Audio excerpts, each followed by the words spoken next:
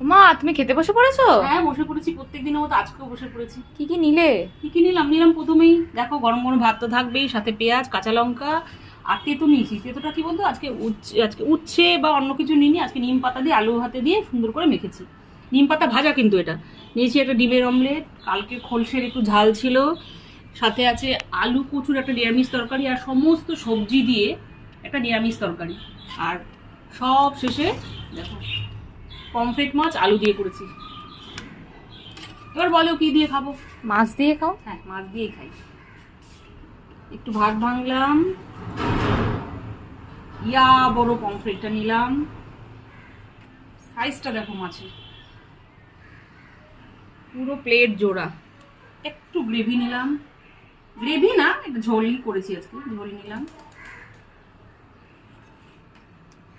ভাত মাখলাম, একটু মাছ কুটে নিলাম।